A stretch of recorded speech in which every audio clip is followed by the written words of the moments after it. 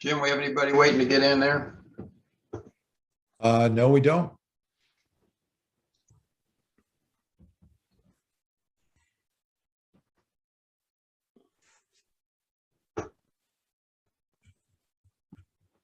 All right, let's get started. It's a little after 7, and we've got only a minimal time for our meetings. As we said, we're going to keep these to 1 hour. So welcome to our third fall ball meeting.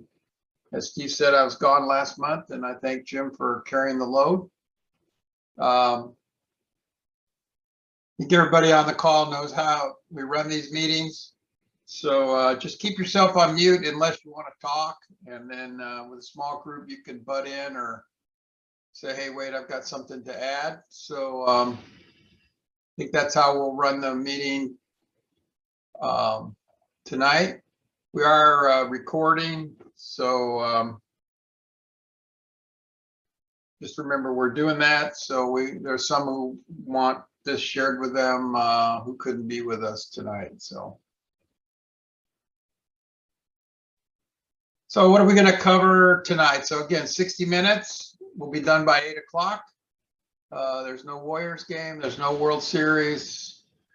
There's no baseball. I don't know what else there is tonight. Maybe some college football, but not too many things to interrupt us. But we will be done by 8.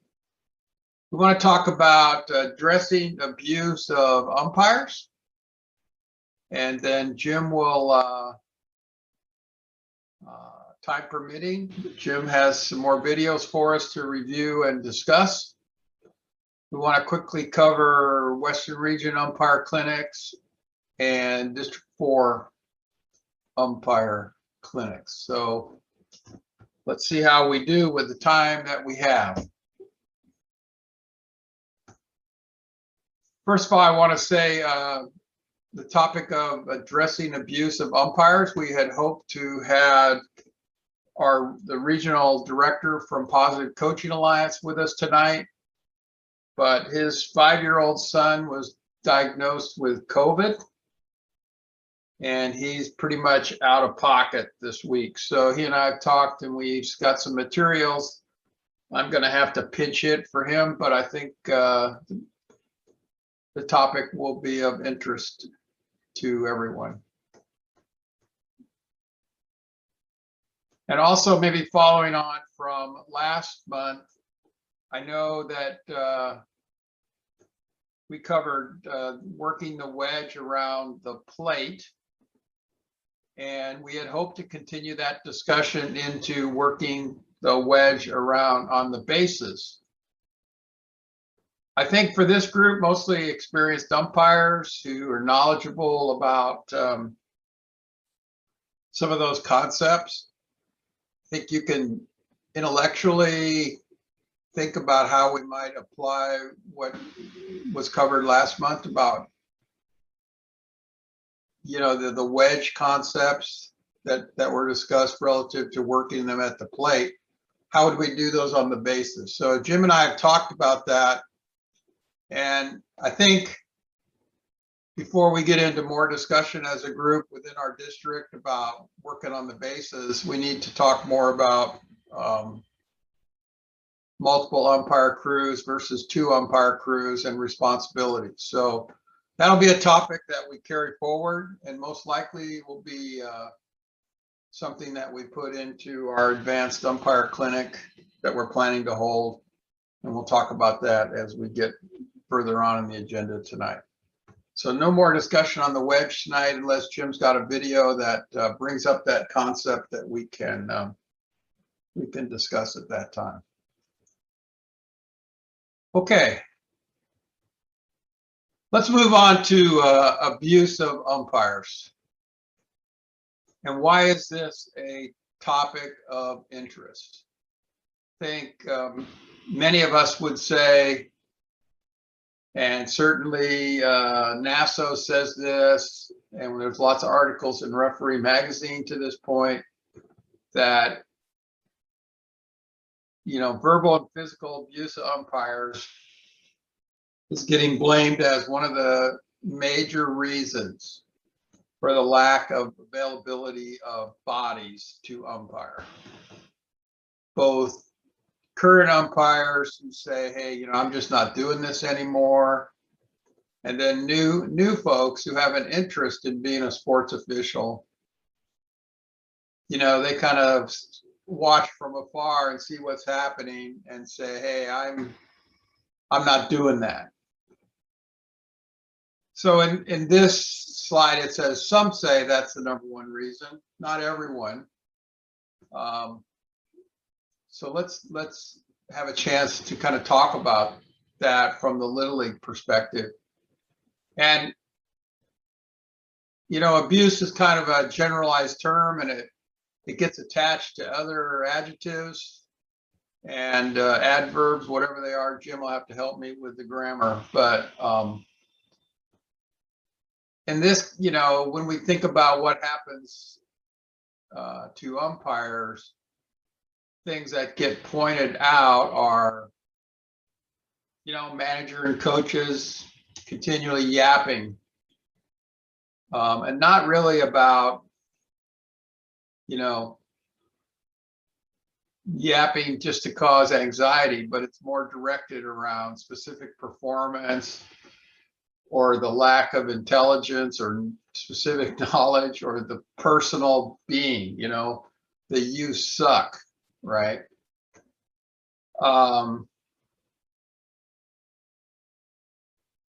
And something that's been pointed out more and more, objections to calls by players, physical gesturing, verbalizing their objections, drawing lines in the sand around home plate on pitches. And then there's the one where the spectators are maybe like at Martinez, where they're 6 feet from the fence and the plate umpire is 4 feet from the fence, and spectators are right on top of the umpires over calls. Something we don't talk much about is other umpires criticizing umpires. So, you know, this is an interesting concept, but we know it exists where umpires will sit outside the fence chatting about the performance of the umpires on the other side of the fence on the field. So those are just some that I thought of. Does anyone have any more that we might want to add as kind of forms of abuse?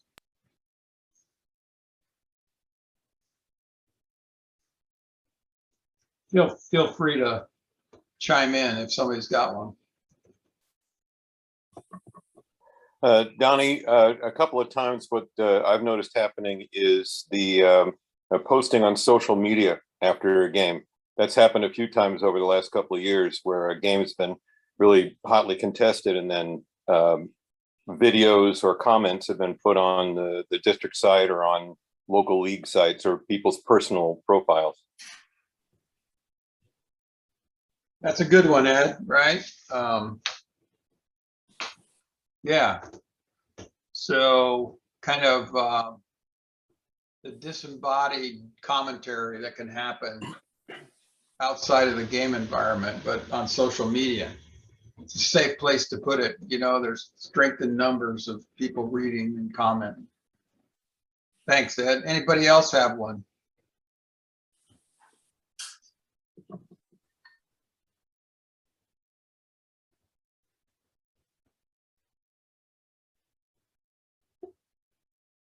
Well, the one that's not on here is something that happened to me, and it may have happened to some of you, is a spectator approaching you in a physical confrontation outside the field of play, after the game or before the game, or maybe even a spectator coming on the field to physically confront you for whatever situation occurred. I had Norm Downing and I had a situation at Antioch at the fairgrounds a few years back where a mother didn't like the fact that we removed her son's helmet from the game. And after the game, she came to us in the parking lot. And you know, the parking lot there at the fairgrounds isn't the best well-lit place, and she came and started attacking us. And lucky for us, there were some big volunteers at Antioch that took care of her. But so there's others, you know, more physical ones as well. Okay, anybody have any other examples? Yeah, Don, I do. I was paired up with a couple of youth umpires, and the manager came out to question a call, and so we took his question and we conferenced, and we asked him to go back to the dugout, and the umpire that made the original call upheld the call, and we explained it, and then he came charging back out and wanted to talk to the youth umpire that was designated as the umpire in chief, and you know, in trying to intimidate him to overrule the call made by the umpire, the youth umpire originally.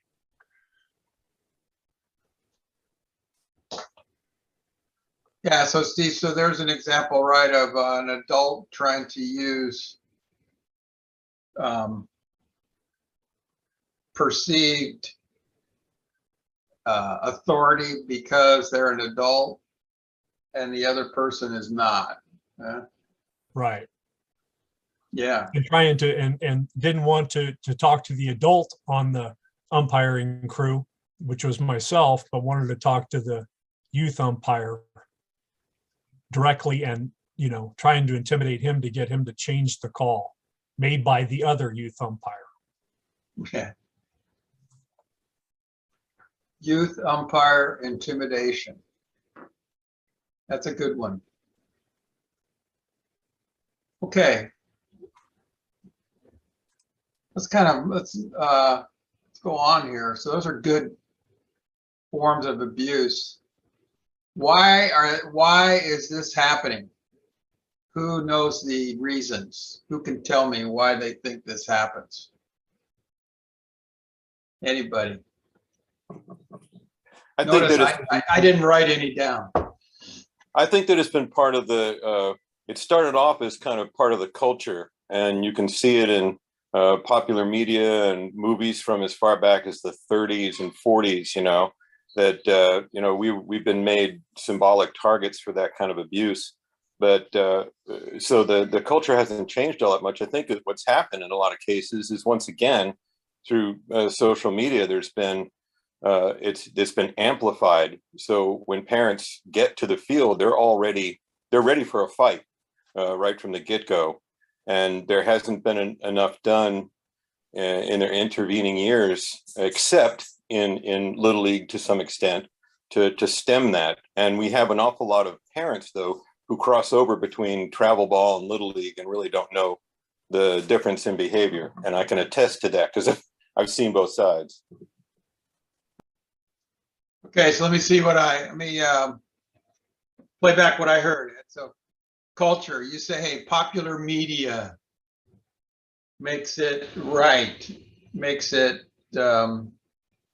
valid to criticize sports officials, and that been symbols of targets, maybe started out in a comical way, but has become now directly targeted, and that social media and the sharing of information and the ability to see these actions amplifies it. Okay. Yeah. And who else? Let's get some other ideas out here.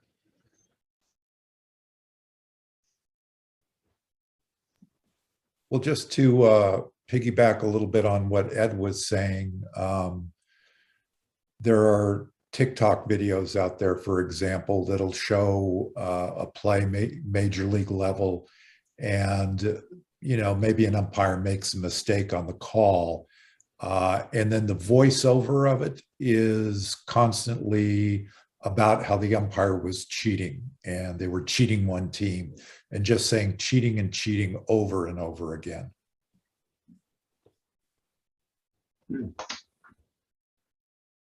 Okay.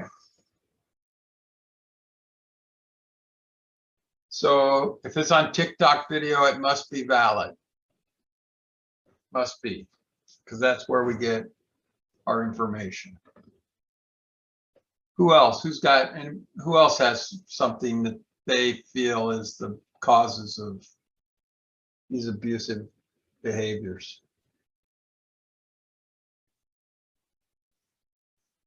Don't be shy.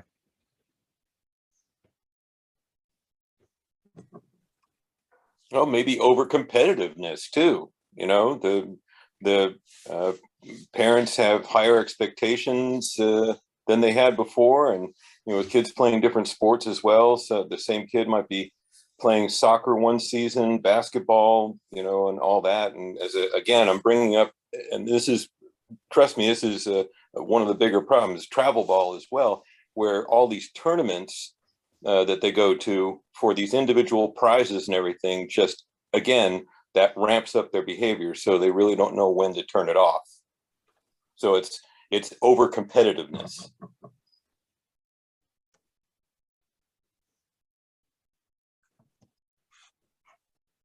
Okay. These are good. So one I've thought of is, you know, we constantly hear how professional athletes are to be role models in society. And that expectation, you know, is getting reinforced even, you know, as other social issues have come forward. So, you know, you watch professional basketball where the norm is some consistent engagement with the officials, between the officials and the players, right? Now, perhaps in the NBA, they have an understanding of where the boundaries are around those behaviors. But if I'm a non-playing NBA player, I'm just an adult watching that, or I'm a high school player or a young player, a 12-year-old, I'm watching the NBA, and I see Draymond Green yelling at the officials all the time, maybe it's okay, right? So they're reflecting role model behaviors that they assume to be appropriate. We don't see that as much in MLB. There's some, but it's mostly, you know, players now asking for replays or making facial gestures at plate umpires, those kinds of things, but not as much as in the past. So perhaps, you know, role modeling appropriate behavior is one of the things that, you know, where are our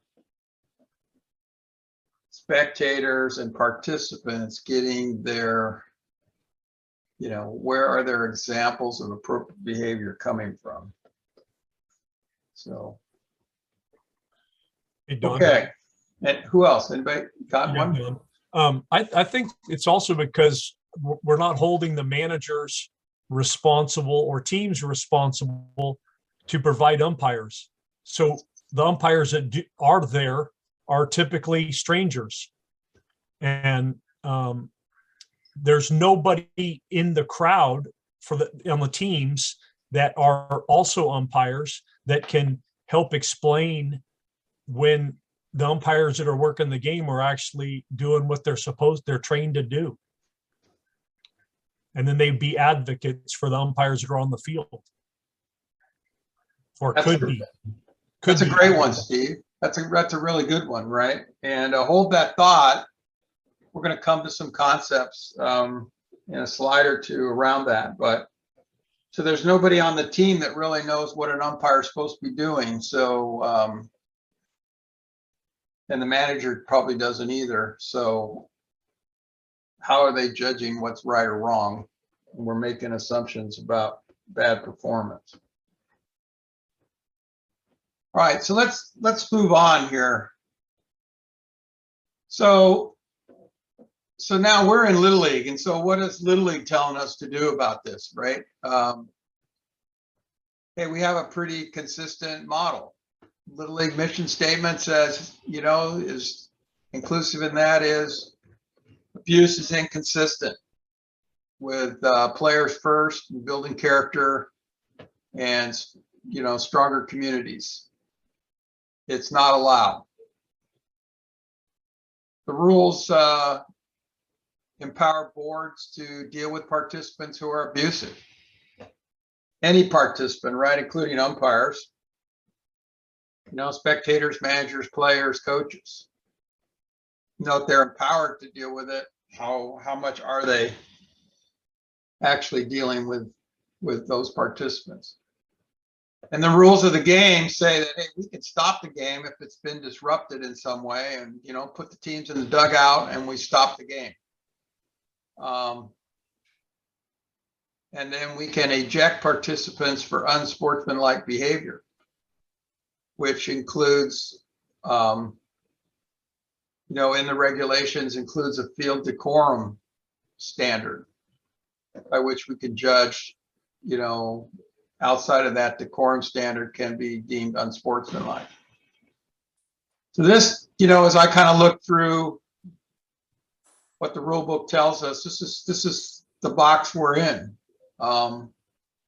Anybody have anything to add on this? What we think Little League's position is on umpire abuse? Donnie? Yeah, Ed?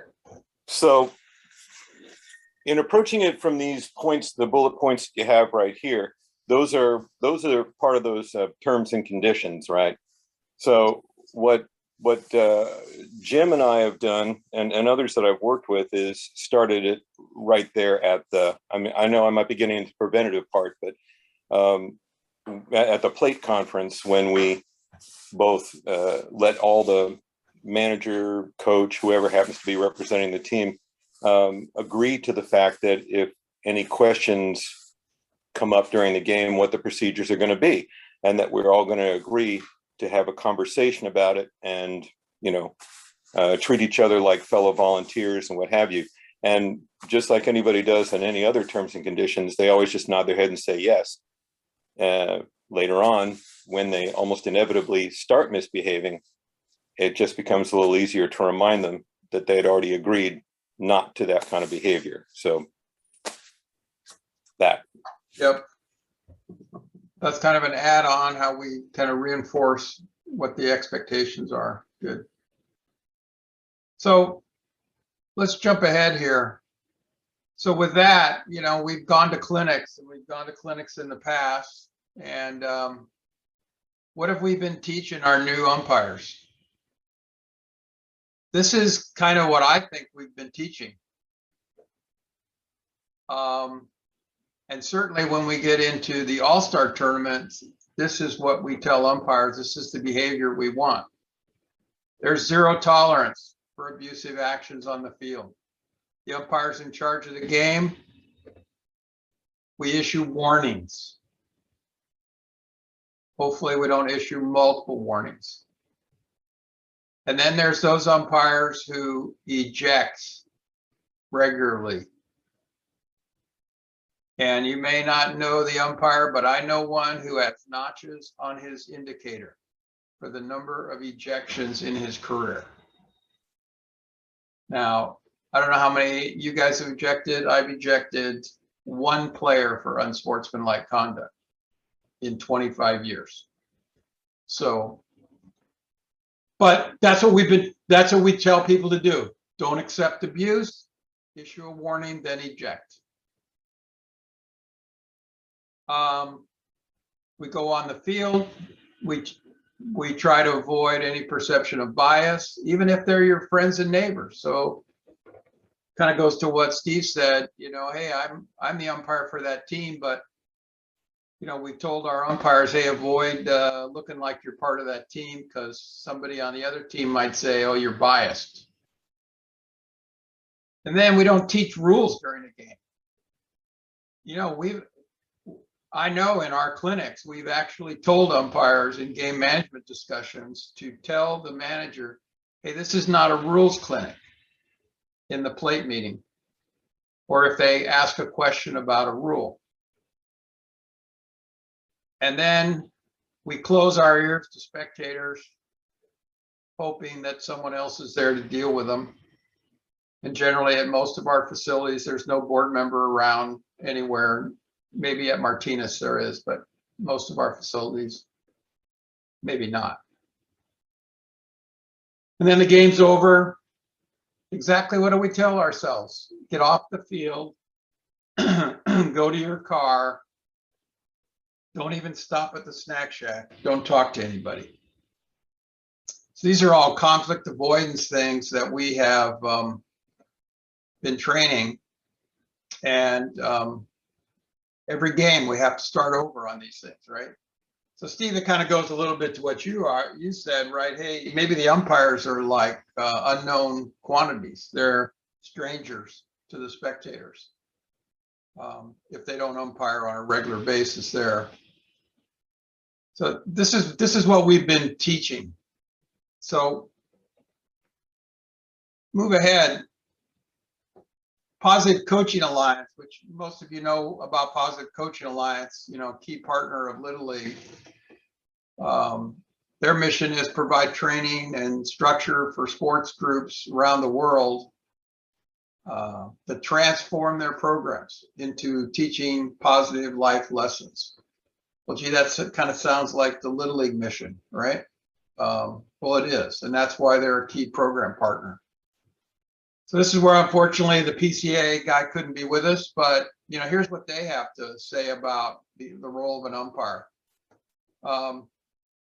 Everybody in a game needs to create this culture of honoring the game. That's kind of the PCA mantra. If you've been to one of their clinics, you've heard about honoring the game. So think about what we just talked about over the last few minutes with culture and information, expectations, volunteers, community. You know, what's honoring the game all about? Creating a culture at your league, the way we do it. It's the way it's done. And that, you know, that culture is an honorable culture. And the program, you know, builds better athletes and better people. So we are talking about playing the sport, but we're also talking about, you know, the impact upon the participants. And that umpires in this honoring the game have a primary role to impartially apply the rules and make sure everybody knows that, because the game has to be played to the rules. The only way we can honor the game is to play to the rules. And then, as you guys have said, hey, you know, the rules are different in Little League than they are in MLB or in college. And so if I watch an MLB game and I see something happens, and then I watch a Little League game and it's called differently, well, hey, I got to, you know, the umpire needs to apply the rules appropriately, and people need to understand that. So PCA would say, hey, those of us who are umpires, we need to be effective at honoring the game. We need to have three things: mastery, never too high, never too low, and honoring the game. So we'll talk about mastery here a little bit. Never too high, never too low is we need to be even. As we do a game, we need to be even keel. We need to be consistent. We need not have those makeup calls. You know, we need to be in the game for the purpose that we have of impartially ruling in accordance with the rules. And this is not going to look unfamiliar to you, right? We're already doing all of this. So think about, you know, you're an umpire. Well, let's say when you first learned to drive a car, you didn't just jump in the car and go drive it. Well, maybe some of us did, but you weren't very good at driving until you did some things to learn to be a better driver. And we all know this, right? To be a good umpire, you need to have mastery. PCA would tell you, and you can create your own reality around this, ELM, that's their shorthand. And then they apply ELM not only to sports officials, but to players and managers and spectators. So E is for effort, right? And so for all of us, the effort is committing the time to actually get to the game, getting prepared to the game, thinking about what the game's going to be, doing that off-season conditioning, studying up on the rules, going to clinics, all those things that are going to, you know, make us personally committed to the effort, right? And L is for learning, continuous improvement. So this is obviously mentoring, getting feedback, post-game meetings with our partners, self-assessment, video reviews, whatever it is. L is for continuous learning. And M's an interesting one, right? Mistakes, bouncing back from mistakes. So we've all been in games where we made a mistake and we let the emotions of the mistake take over. We can't have that, right? It's, you know, PCA would tell you, hey, you know, we're human beings. We're going to have feelings and emotions about how we did. And let's just remember that we have to deal with those and we're going to overcome. We're going to move on from mistakes and we're going to learn from them. But it's the emotions and feelings that we have to deal with. You know, many of us probably have regrets about things that have happened in our career. Those are okay as long as we put them back into learning. So it doesn't come free, right? But what's the value of being a mastered umpire is we go to the game, we have confidence that we know we can actually do it. So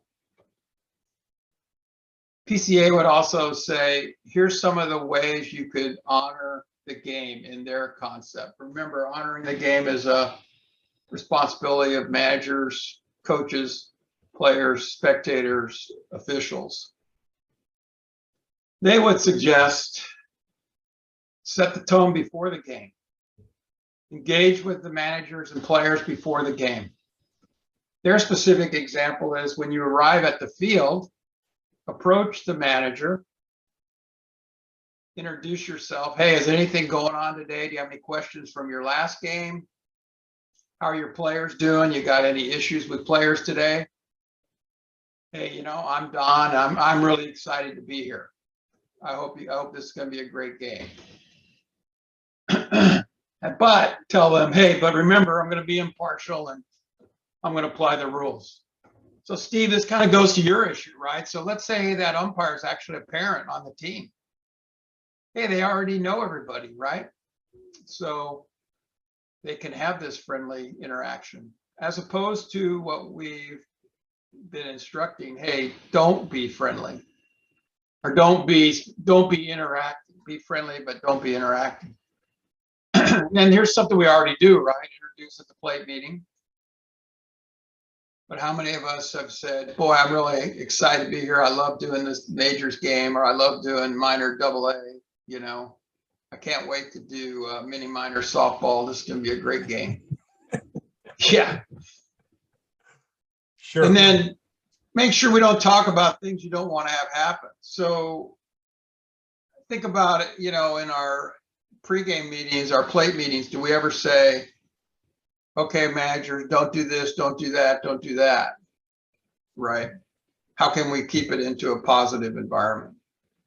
And then during the game, hey, keep a level head. This is this never too high, never too low concept. Let managers know the boundaries before they go beyond. So, hey, coach, you know, quietly, hey, I know you got some questions on those calls, but, you know, hey, well, we can deal with those later. But right now, hey, well, let's keep the game moving. Work with managers and coaches to have them control issues. Hey, Bob, you know, I see your catcher in the dugout's not getting his gear on. Can you help me out and make sure that's happened, right? Don't address things you can't control. You can't control the spectators. You can't really control kids climbing the fence in the dugout. You can't control what, you know, kids are beating up each other in the dugout. None of those things are within our control, right? So let the manager take care of their responsibilities. And then give yourself a pep talk, you know, if you get down. and work with your partner. After the game. So now we're getting into this learning and dealing with mistakes, right? So, but after the game, we're getting ready to leave. Hey, leave the field with confidence. You did a great job. The game was done. It's over. PCA would suggest actually congratulate players on the winning team. They won. You know, hey, great game. You guys, you know, that was a great effort for you to come out on top. And if someone asks you a question, if they're really in a learning mode, answer it. Take the time to answer it. If they're really just kind of jerking you around, find a way not to. One of the important things that I see here is if someone did a particularly good job that was respecting the game, honoring the game. So like they thanked you for a good call, or they followed the rules specifically and made an effort to do that. Let them know right after the game. Hey, John, your players were awesome. Hey, number 22, thanks for letting me know on that play that you know, that's really right. It can help us all get the game right, you know, things like that. And then if the game was really played with honor, send a message to the league president telling them that, hey, you know, the Marlins had a great game. And then something we may not do a lot of in our post game is, yeah, we talk about all the plays and everything, but do we ever talk about good sportsmanship?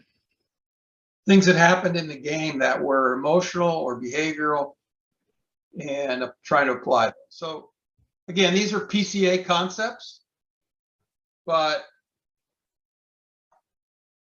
you know, I think maybe the question for us is, if we started doing some of these, would this help address some of the abusive behaviors? So, you know, we become real people in the league or in the community. We're already everyone's neighbor. How come we're not their friend? Why are we their foe? Well, if we behave in a more open, collaborative method, maybe we could become more of a real person. Steve, this is your idea. They're strangers. Well, we don't want to be strangers. We're people. We're out there for a reason. Umpires in this model are actually working with the other adults in the game to solve the problems, instead of pushing the problem back to the manager. Hey, coach, you got to stop. And, you know, sometimes they don't even know what they did wrong. Right. So, and then we're teaching, right? We're actually teaching in the game how to play the rules with good sportsmanship. And so we're honoring the game. So this is a PCA suggestion. They have a course that takes about 30, 40 minutes online. This is where you can get it on the positivecoach.org website. Let me know if you're interested. I can get you kind of a cut rate pricing.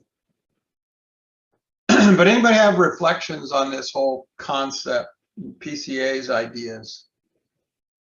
I'd like to hear some of your reflections. I particularly like the suggestion of getting in touch with that league president after a good game. That could create a lot of good positive feelings down the line, especially for those of us who officiate in different leagues. All right. Thanks, Ed. Others? Hey, Don, I really like the idea of complimenting the managers or somebody else that does a particularly good job. This season, I had a particularly rough start with one manager that was managing Major's team over a couple of games. And then I signed up for a game that I didn't know he also managed a AA team. And when I got there, we both kind of saw each other at the same time, and our reaction, I think, was identical. It was like, oh, crap, you know? And, but as the game went on, both managers did an incredible job of just positive coaching. And it was a great game. And it was one of the best games I've ever seen. And after the game, I talked to both of them together and just said, hey, I want to thank you guys for an incredible game. I've never seen such positive coaching out of both sides, both teams. And that changed the dynamic with the one manager that had two teams for the rest of the season. Everything I'd asked after, I didn't even have to ask after that game. He remembered all the things I'd asked the first three games, and he was helping me, doing the things that we expect of all managers. And it was an incredible experience. Yeah, that's a great example, Steve.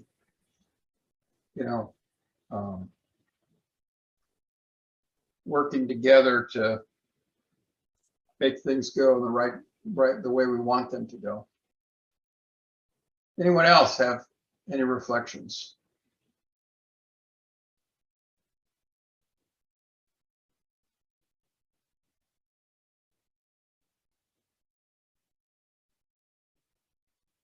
So I guess I'd offer one kind of final one on this is, Mark Bernstein, our Western Region umpire in chief, continues to say that, the abuse of umpires by managers needs to stop.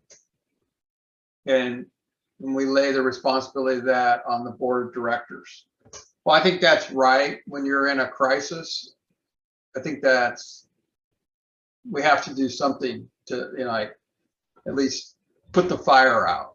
But as we go forward, right, we can't continue to rely upon that. So think about this. Think about how you might bring it back to your league if you have the opportunity, and it's some good things to think through. Okay, we're going to switch gears. Jim, I think you probably have about 10 minutes or so, 15 minutes. You want to take control?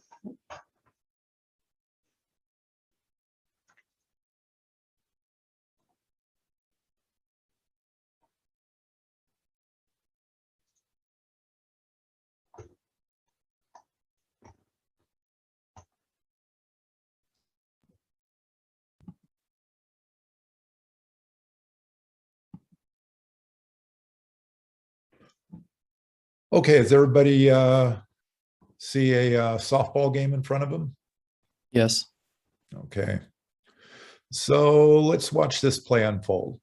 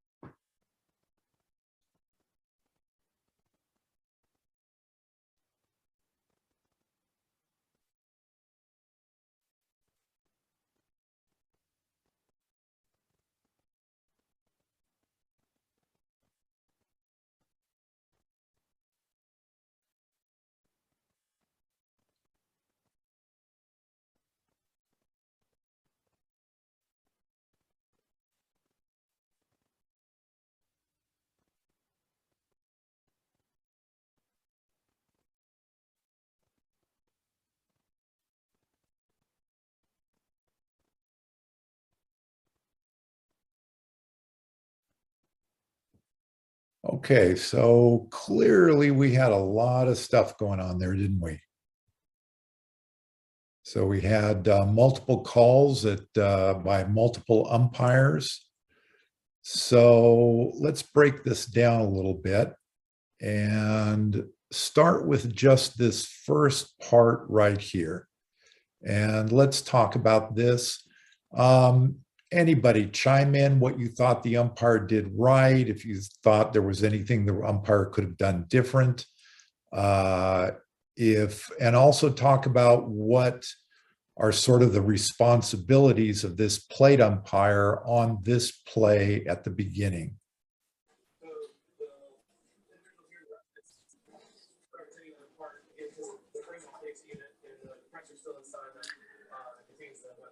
Anybody? Okay, I think he had fair foul responsibility right at the plate. I think he did a good job of stepping up, looking, determining that ball was fair, and he signaled fair. Okay. So everybody should have known that there was no question what the call was. Okay. What else? What other kind of things does that plate umpire have to be thinking about with this kind of play? A bunt. Well, to me, at first, I saw maybe the possibility of the ball coming back up to hit the batter. And if it did hit the batter, you want to watch to see if she's inside or outside of the box when the ball comes back up to hit her. Okay. So absolutely. Do we have that contact with the ball with the batter, and is it in the box or not in the box? Well, it does not come back up to hit her. Right. Also, it looks like too, there could have been a possibility of batter's interference and when the catcher was throwing out to second base. Ah, darn it. So Jim, I think when I watch the plate umpire, I feel like he's done a good job of clearing the catcher, and eyes are focused back on the ball and the play, right? Not looking at what else is happening on the bases. So I think that's a good job by that plate umpire, staying focused on the plate action. Uh-huh. It's a better look if you get your mask off a little bit quicker. Yeah, and this is a play that really unfolds quickly, doesn't it? So like Alistair was saying, we have to be worried about, does that ball come up and hit that batter?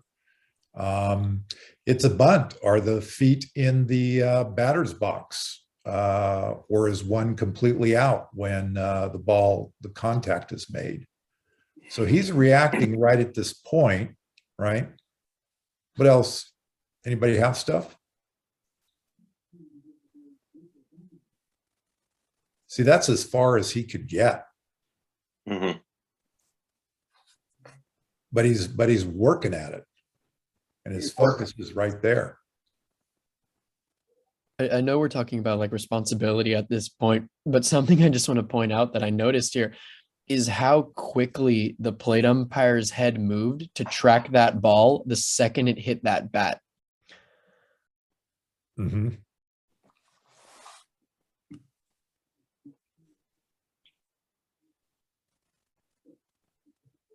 And I think it's Almost Don instantly. noted there, worrying about that batter came out, thought it might be foul, and so just sort of parked herself in the field, and that easily could have been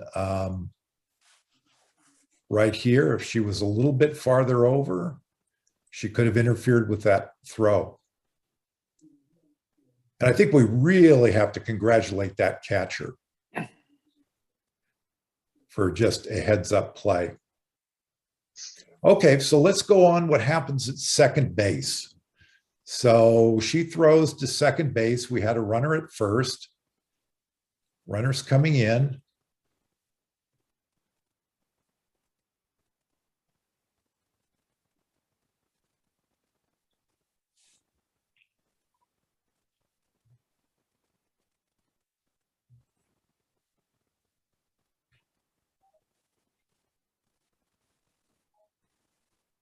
Okay, ultimately, that was a forced play. The tag was not required. The manager might have been able to complain that there was a little extra physical contact there between the player, the fielder, and the runner. Even though the runner didn't slide, the tag was not necessary. Okay. And this is a problem with this video, is it's kind of hard to see. She probably doesn't have contact with the base yet. And it looks like right there, her heel gets on the base. So it seems like at that point, we have a force out. Perhaps she's just not confident she's there at the base, or we see it all the time with little leaguers. They feel like they have to get the player out a couple times. So What else? Let's talk about this umpire. Jim, this is a 4-umpire crew, right? This is. Yes. So that umpire starting position is what's getting recommended as a good starting position with a runner at first in a multiple umpire crew, right? Mhm. In the line, first base to second base line extended, not a traditional C position. So my question is, can he really see the ball in the glove? Okay. Yeah, So we- actually, I was noticing it looked like he straight lined on that call. yeah, so we see where he starts off. We see some movement, To the wrong direction. or even if it was in the right direction, could he have gotten farther? And you're right, it does look like straight lined. And at this point, we don't have a tag of a base. And it could come down to a tag. I think that umpire could have taken another step, maybe two, and a lean to confirm the foot on the base or the tag of the player. Okay. Which direction?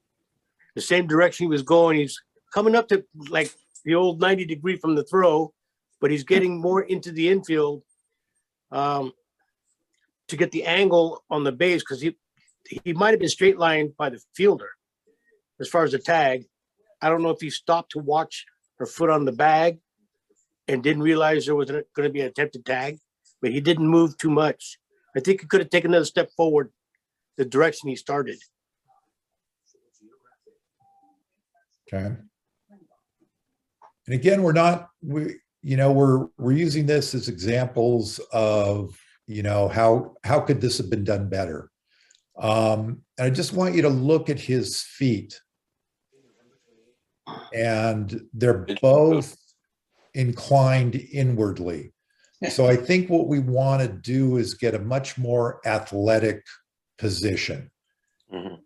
And I think that the steps he takes are a couple very short steps.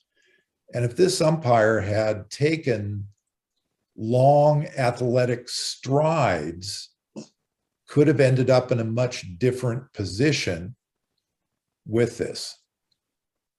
So what about this part of the play? Do we have anything here that sort of a little bit of extracurricular?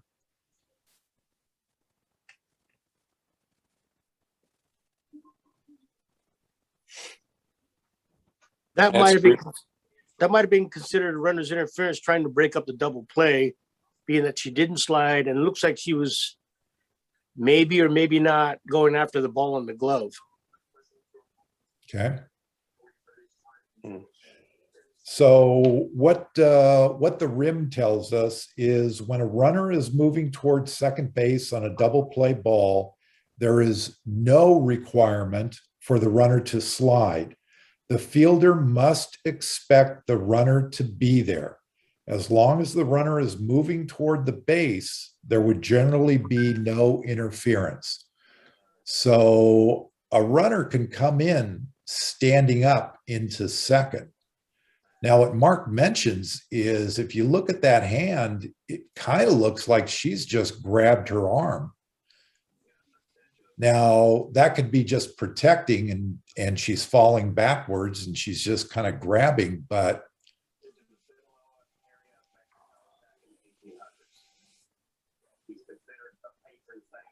okay, so now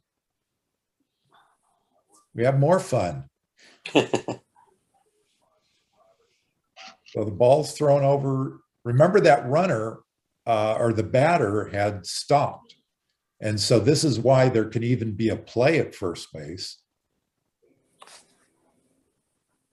I don't think there's any doubt that that was obstruction. Yeah, you Looks like, call right away.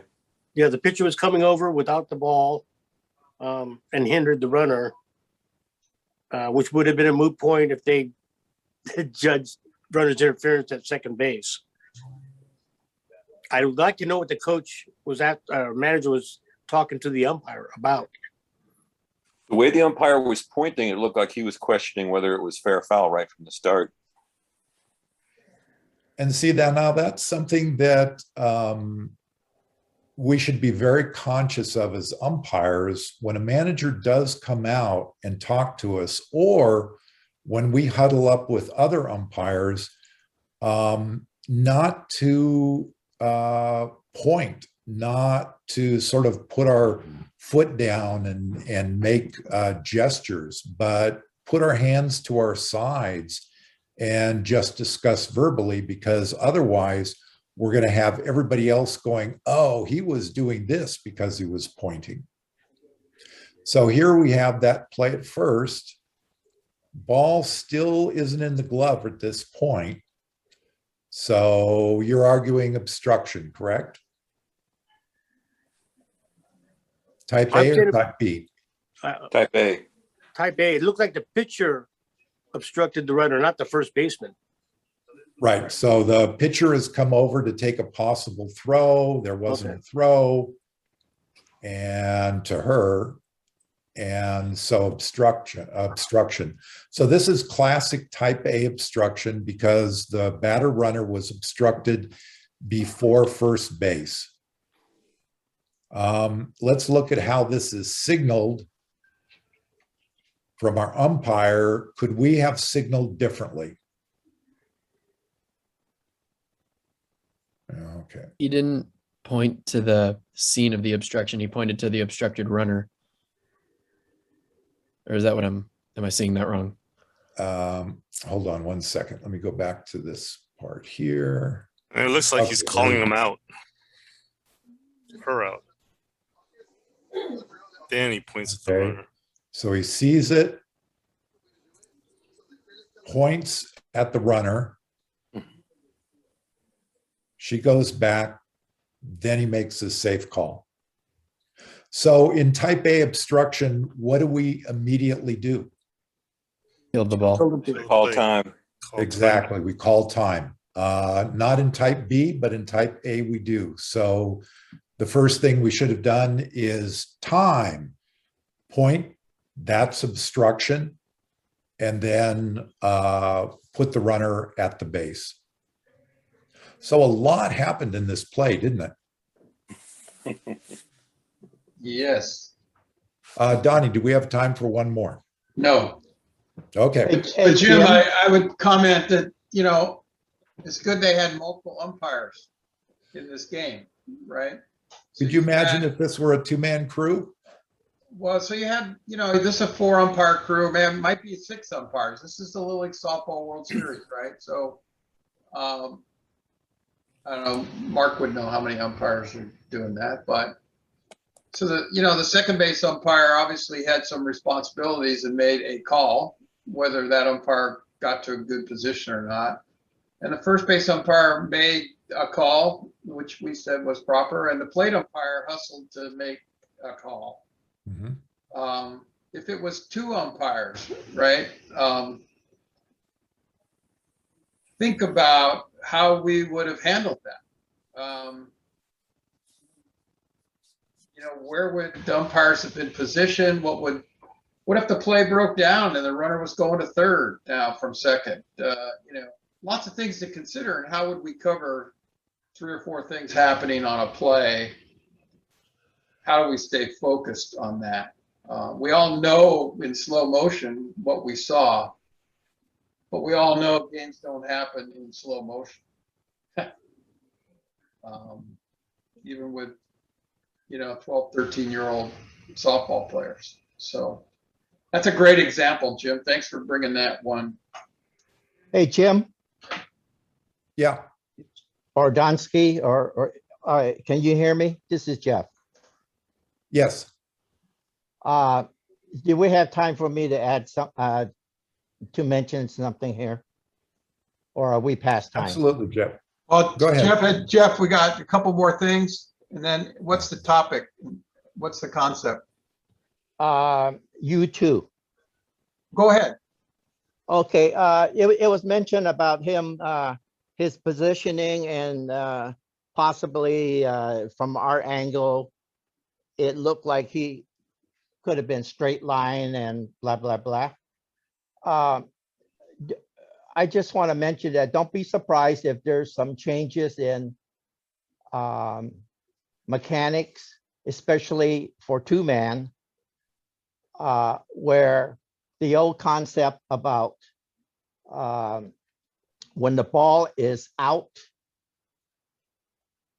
you come in, base umpire. When the ball is in, you stay out as a general rule.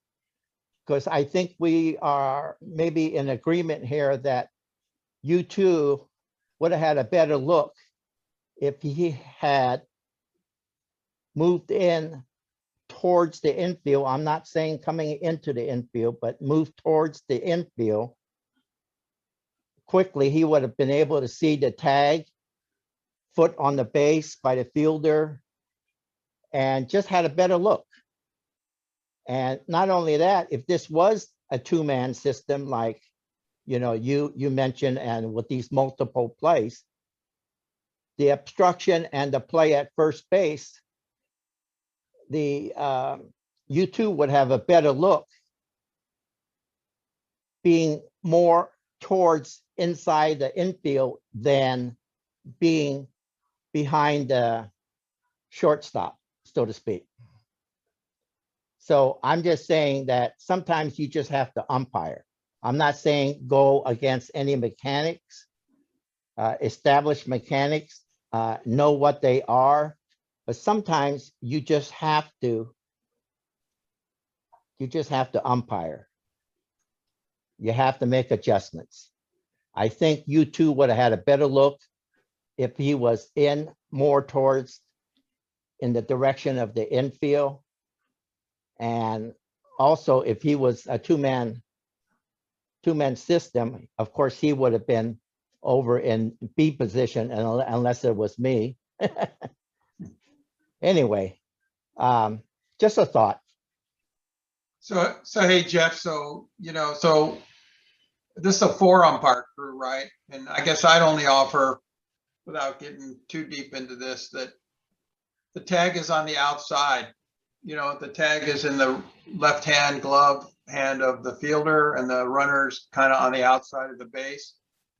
And so the best view of the play would be on the outside, so moving and seeing the view of the wedge of the play, if you will, on the outfield side of second base.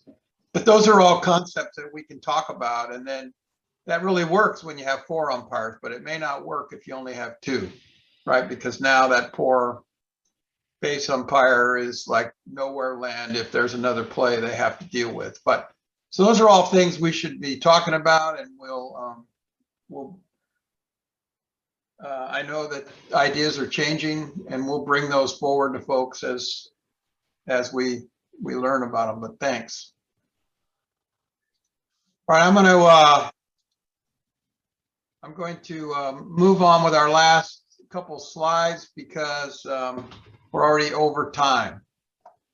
But real quickly, umpire clinics. If most of you got emails from me about this or from your chief umpire, registration for Western Region umpire clinics is now open. I think the easiest way to get there is to go to the Western Region Little League Umpire Alumni Association page and go to clinics. The links for registration are all there. These 3 clinics, the Chief Umpire Clinic in January 7th to 9th, great clinic for the league chief or other key leaders. The week-long umpire academies, there's 3 sessions. I checked before this meeting. There are still tickets being sold for all 3 of these. Now, it might have changed within the last hour. So if you're interested in a week-long mechanics training experience, the Umpire Academy is a great opportunity. And then this weekend Umpire Mechanics Clinic in late March. So all these have a cost associated with them, which your league should cover. If there's any issues with cost, let me know. We have some district funds available. These are all at the Western Region Headquarters Complex. And I understand lodging is available. I'm not clear exactly what all the protocols are at this time. So encourage you to consider these clinics. And then our District 4 clinics, if you're interested in a basic mechanics clinic, just to knock the rust off or learn the basics, each league is being expected to run those with support from the district staff umpires. The district will put on an advanced umpire clinic Sunday, February 27th at Pinole Hercules Little League, Eller Horse School. This is to cover things like Jeff was just talking about. How do we cover those plays? Where's the best starting position in 2-umpire on small diamond? How do we cover all the things that are going to happen that we can't cover in a basic clinic? Oftentimes we don't cover first to third. We don't cover things like timing plays. We don't cover trouble balls. We don't cover balls on the line. Lots of things that we can cover in advanced clinics. So this is intended for those returning umpires who want to build on their basics. And then there's the junior umpire clinic on Sunday, March 6th at a location yet to be determined. I'm hoping we'll get Martinez to agree to host us. And that's just for our junior umpires, new and experienced. So put those on your calendar. Encourage you to participate in those. All right, we're over time, but if anybody's got a burning question,